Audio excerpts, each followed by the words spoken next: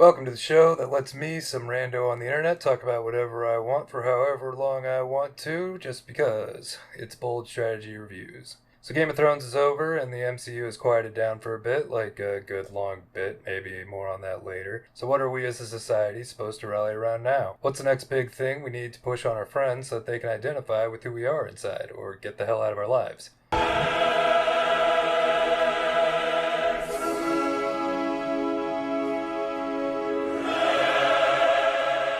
Disclaimer. You can watch this and feel relief knowing I'm not about to discuss any spoilers.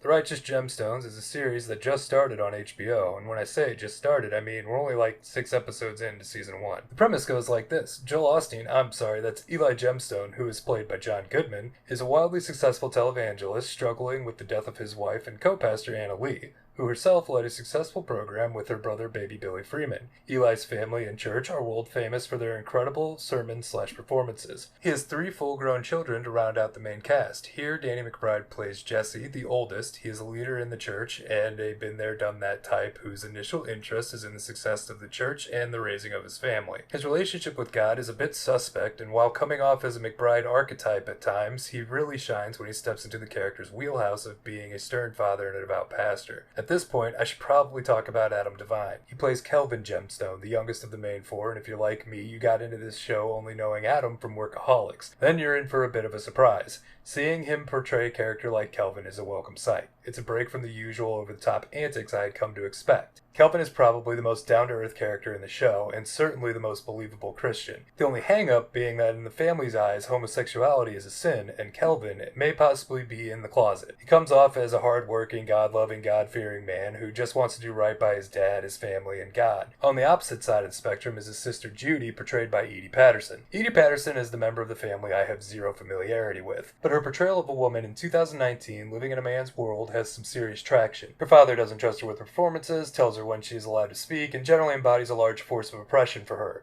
The thing is, it's 2019, so Judy isn't afraid of speaking her mind or acting out in search of recognition from her family. The show itself has primarily followed the 3 children in a this is a family and these are things that have happened and are happening to them format. 6 episodes in, and the only real question you have at the end of the episode is this wildly rich and successful family going to continue to be wildly rich and successful next week? Putting it that way makes the show seem pretty dull, so how is it that I'm about to write a pretty positive take on the show? Well, I guess the simple answer comes down to 3 things: expectations, pacing, and the acting. Starting with expectations, seeing the main 4, I had pretty low expectations for the show. I saw it and thought, usual Adam Devine and Danny McBride characters, I don't know who this woman is, but the trailer makes her seem kind of like the same boat, but John Goodman. If there is one thing I know about John Goodman, he's a damn good actor.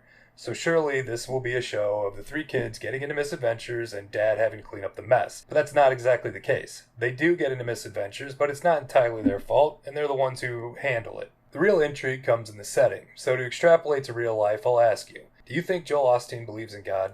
Do you think he attributes his wealth to the Lord watching over him, or an incredible scam pulled off to immaculate success? Does he realize how much of a massive scumbag he is? You see, these are the dynamics surrounding the plot of The Righteous Gemstones. You have a family dealing with real issues, while at the same time absorbing a church and making a ton of money, while at the other same time being called out as fakes and con men by other flocks. Which leads the watcher to wonder that which got me interested in the show in the first place. Do they know they're exploiting their followers? The show does a good job of addressing that the question exists while completely avoiding answering it. It makes the content a little more compelling, especially when issues come up for the characters that require them to tackle that side of their lifestyle. You might be thinking at this point, boy, that doesn't sound like a lot to really work off of, and you're probably right, but the reason it works for this show is because of the pacing. From the first episode, the audience is confronted with a hook. I love a good hook. Too often I watch an episode of a show and think to myself, yeah, but why would I care to watch the next episode? The Righteous Gemstones has a strong hook in it that actually made me lean back in my chair and say, where are we going from here? The beauty of a good hook is that you know there is a direction you need to go, but you know that there is also other directions it could go. The writing of the show capitalized on having other directions to go and chose a route that allows them to tell a more intricate, unique story that is still playing out. This signal to me means there's a lot more going on here than what you see. So from our hook, we get hit with a twist that allows for some serious character development. The show did a great job of waiting until the right time to really dive into developing the characters. The thing is, character development can easily feel like slow grinding episodes, but if you're invested, you want it, because you want to understand the why of a character's choices. So by getting us invested in the story, we become invested in the characters, and at this point, you may have noticed I'm basically describing how to write a compelling story, and yeah, basically that's what I'm doing because that's what this show is. There is one other element to the pacing that matters, and that's the fact that this show is predominantly a comedy. This is where it might sound like I'm hating on the show again, but it's only because the humor in the show is either too quick for me or just misses the mark on me.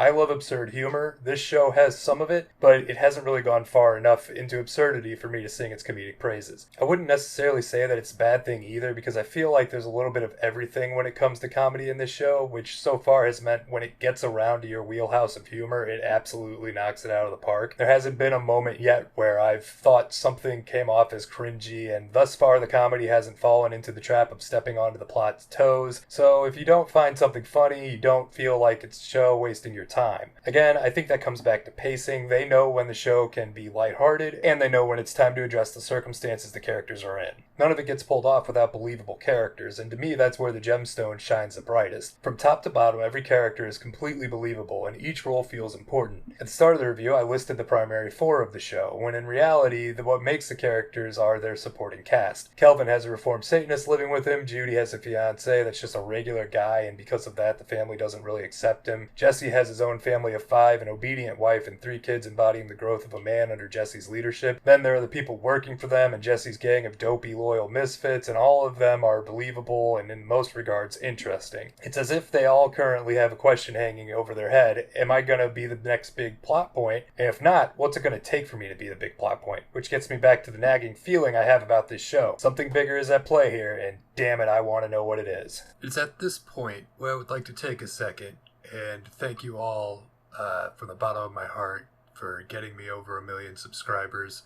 It hasn't happened yet, but I know it's soon to come, especially if you were to like, comment, ring the bell, share this video, and subscribe. We would get there a whole lot sooner, and this outro would make a lot more sense. Thanks for watching.